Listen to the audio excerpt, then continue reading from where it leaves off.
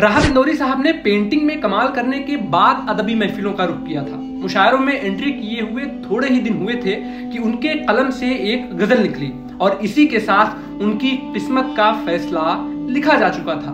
हुआ यूं कि राहत साहब को मुशायरे के लिए महाराष्ट्र के भुसावल से एक दावत आई।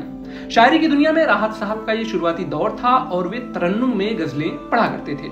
लेकिन इस मुशायरे के दौरान कुछ ऐसा हुआ कि राहत साहब तरन्नुम छोड़कर तहत में गजलें पढ़ने लगे और इसके साथ मुशायरों की दुनिया के बेताज बादशाह बने।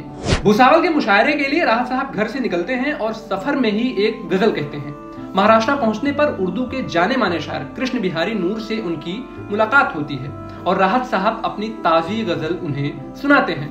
खूब तारीफ मिलती है। उस्ताद कहते हैं कि आज इस गजल को मुशायरे में सुनाओ। राहत साहब का जवाब आता है कि गजल नई है और अभी इसकी तरन्नुम नहीं सेट हो पाई है। इस पर नूर साहब कहते हैं कि राहत मियां, इस गजल को किसी तरन्नुम की जरूरत नहीं है, तहत नहीं सुनाओ। अब राहत साहब सोच में पड़ गए क्योंकि वो नूर साहब की नाफरमानी भी नहीं करना चाहते थे। राहत साहब ने फैसला किया कि अगर सुनाते वक्त मामला नहीं बना तो झट से कोई तरन्नुम वाली गजल गुनगुना कर सामईन को बहला लूंगा। राहत साहब मंच पर आते हैं और ऐसी परफॉर्मेंस देते हैं कि उनके एक एक मिसरे रात के सन्नाटे को आबाद कर देते हैं। सामईन यानी ऑडियंस झूम उठती है। बड़े शायरों से खूब तारीफें मिलती हैं। राहत साहब की नई गजल उस रात इस कदर हिट होती है कि पूरा मुशायरा एक तरफ और राहत साहब का कलाम एक तरफ। इसी मुशायरे के बाद राहत साहब ने तरन्नुम में पढ़ना कम किया और तहत में गजलें पढ़ने लगे। आगे चलकर राहत साहब का यही अंदाज उनका सिग्नेचर बन गया।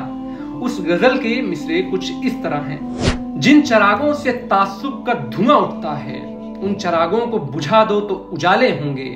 मैं अगर वक्त का सुकरात हो भी जाऊं तो क्या, मेरे हिस्से में वही जहर के प्याले होंगे।